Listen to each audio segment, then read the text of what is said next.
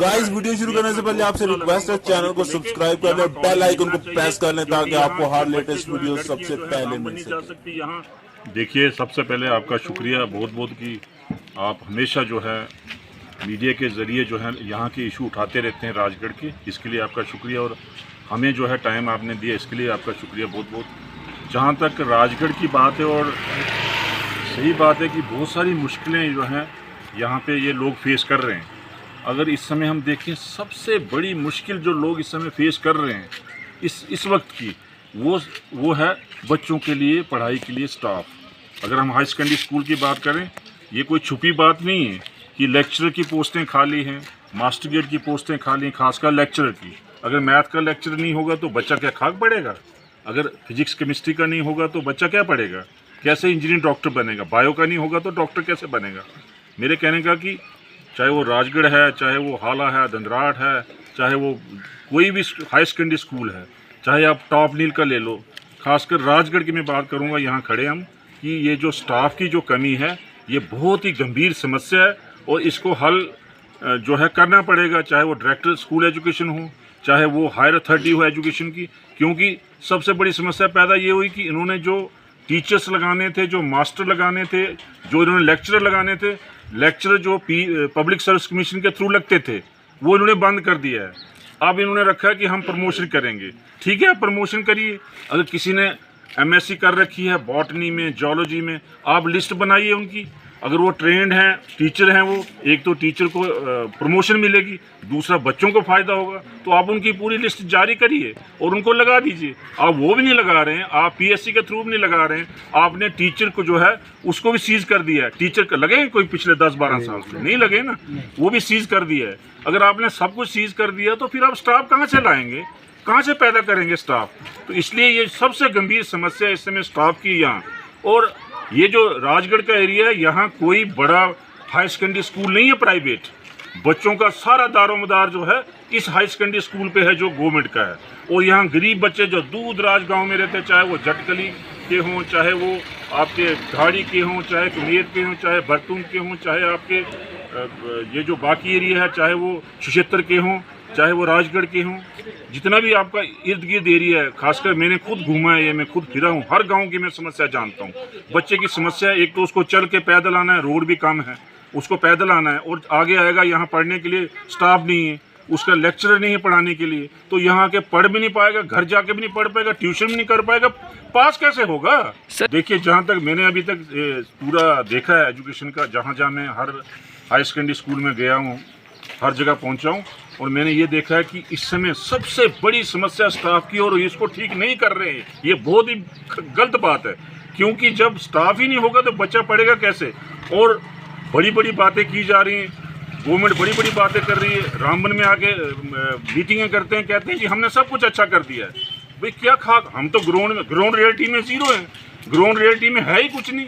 क्योंकि अब देखो ना, अब जो स्टाफ मिला है, जैसे हाई सेकेंडरी है, जितनी भी मैं देखे स्कूल देखे, जो स्टाफ है वो काम कर रहा है, इसमें कोई दो राय नहीं, काम कर रहे हैं। लेकिन जो खाली हैं, जो पीरियड नहीं लगते हैं, उसमें जो अरेंजमेंट उन्होंने की है, अगर मैं ज्योग्राफी पढ़ाता हूँ लेकिन मुझे साइंस दी जाएगी, मैं पढ़ा सकता हूँ क्या? नहीं पढ़ा सकता ना।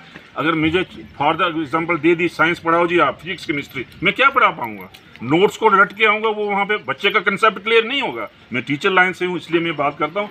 इसलिए मैं कहना चाहता हूँ कि गवर्नमेंट को फ़ौरन जो है ये इसका इलाज करना पड़ेगा। ये जो बीमारी अभी ये स्टाफ कम की है, हर जगह की है, चाहे वो पूरी स्टेट की है, ये राजगढ़ की तो ही है, लेकिन ये जो हमारी बेल्ट है, जो पहाड़ी बेल्ट है, चाहे वो राजगढ़ है, चाहे वो टॉप नील है, चाहे वो आपका काश्तीगढ़ है, चाहे आप चले जाएं इस पूरी बेल्ट में, पार वाली बेल्ट में चले जाएं, पार का भी वही हाल है, चाहे हाई सेकेंडरी आप चले जाएं, गांधरी में चले जाएं, बटोत वाली साइड में चले जाएं, हर जगह स्टाफ जो है कम है, खासकर पहाड़ी एरिया में। जो शहर के एरिया है वहाँ स्टाफ फिर भी ठीक है, इतना ठीक नहीं है, लेकिन थोड़ा गुजारे के लिए है। लेकिन जो पहाड़ी एरिया है, पिछड़े एरिया है हमारे, जैसे राजगढ़ है, अब राजगढ़ का बच्चा ट्यूशन नहीं कर पाता ना, उसके घर में कोई पढ़ाने वाला फिजिक्स केमिस्ट्री भी नहीं है। कोई 10-12 बच्चे होंगे जिनके भाई जो हैं पढ़े लिखे होंगे, एमए होंगे, एमएससी होंगे, वो उनको हेल्प करते होंगे। लेकिन एक आम बच्चा जिसके घर में कोई पढ़ा लिखा नहीं है, उसके लिए मुसीबत पैदा होगी। इसके लिए गवर्नमेंट को फौरन स्टेप उठाना चाहिए। रोज़मर्रा के प्रोटेस्ट करने से लोग कितनी देर तक हम प्रोटेस्ट करेंगे, कितनी देर तक कोई पेरेंट्स जो हम बच्चों के चिल्लाएंगे, कितनी देर तक बच्चे चिल्लाएंगे कि हमें बच्चों को क्यों सड़क पे आना पड़ा, ऐसी क्या मजबूरी आन पड़ी, बच्चे सड़क पे आ रहे हैं, गवर्नमेंट क्यों नहीं ध्यान दे रही है? क्या गवर्नमेंट का फर्ज नहीं बनता है इसका? गवर्नमेंट का फर्ज बनता है कि बच्चों की मजबूरी को देखें, उनका जो प्रोटेस्ट करें उसको समझें कि बार बार बच्चे रोड पे ना आए। क्यों बार बार बच्चों को रोड पे आना पड़ रहा है? वो क्यों आ रहे हैं? क्योंकि ये जो है, ये गवर्नमेंट की जो पॉलिसी, न्यू एजुकेशन पॉलिसी लागू करने जा रहे हैं, लागू कर दी है, अभी इन्होंने लॉन्च कर दी है। न्यू एजुकेशन पॉलिसी हम लॉन्च कर रहे हैं, लेकिन ये क्या करेंगे जब बच्चों को टेंट के नीचे पढ़ाना है, बच्चों को ग्राउंड में धूप में पढ़ाना है, तो न्यू एजुकेशन पॉलिसी लागू कैसे होगी? अभी जो पहले की चल रही थी न्यू एजुकेशन पॉलिसी 1987, जब मैं टीचर था, वो ठीक से लागू नहीं हो पाई। अब इन्होंने नई लाई है न्यू एजुकेशन पॉलिसी। भैया लागू करो, स्टाफ दे दो, कमरे दे दो, तब लागू होगी न्यू एजुकेशन पॉलिसी। ऐसे कैसे लागू होगी? देखिए जहाँ तक वो सही बात आपकी, जहाँ तक आपने ये बात कही, दोनों बातें सही हैं आपकी कि एक तो हेल्थ डिपार्टमेंट है, जो ये पीएचसी है, पीएचसी में डॉक्टर होने चाहिए, पीएचसी में जो है मेडिकल असिस्टेंट होने चाहिए।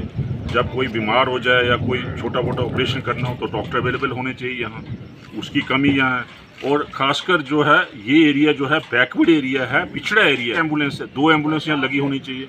हाँ, अमला होना चाहिए यहाँ। एम्बुलेंस तो यहाँ खड़ी कर देंगे, लेकिन अमला भी होना चाहिए, जो डॉक्टर होने चाहिए, जो गरीब लोग दूर दराज से, गाड़ी कुमेर से, वर्तू से इलाज कराने यहाँ राजगढ़ के, उनके लिए इलाज के लिए यहाँ डॉक्टर अवेलेबल होने चाहिए। नहीं, मैं गवर्नमेंट से ये रिक्वेस्ट करना चाहूँगा कि आप जैसे एजुकेशन डिपार्टमेंट को ठीक करने के लिए वहाँ स्टाफ चाहिए, ऐसे ही यहाँ डॉक्टर्स जो हैं अवेलेबल होने चाहिए।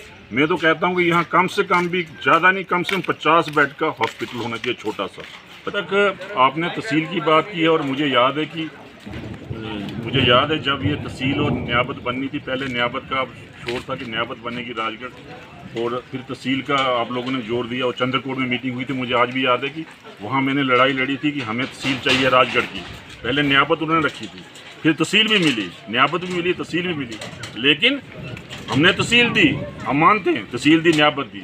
7 साल हो गए गवर्नमेंट को, 7 साल से गवर्नमेंट बीजेपी की चल रही है, और इन 7 सालों में उन्होंने स्टाफ नहीं दिया।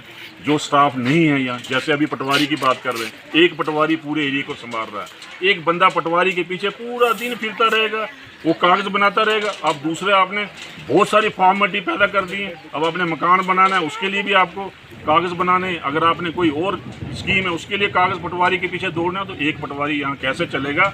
यहाँ स्टाफ चाहिए, तहसील के अंदर पूरा स्टाफ होना चाहिए। इन 7 सालों में हम बीजेपी से पूछना चाहते हैं कि इन 7 सालों में अगर हमने तहसील दी थी, नियाबत दिया था, ब्लॉक दिया था, आपने 7 सालों में कौन सा स्टाफ यहाँ दिया है, कौन सी इंप्रूवमेंट इस तहसील में लाई है, वो इनसे पूछना चाहते हैं। अगर कोई कमी है अभी, इनको पूरी करनी चाहिए। और मैं यहाँ से कहना चाहता हूँ आपके माध्यम से कि हमारा ये एरिया, हम चुप नहीं बैठने वाले, हम आने वाले टाइम में यहाँ मार्केट में प्रोटेस्ट भी करेंगे, पब्लिक को लेके प्रोटेस्ट करेंगे।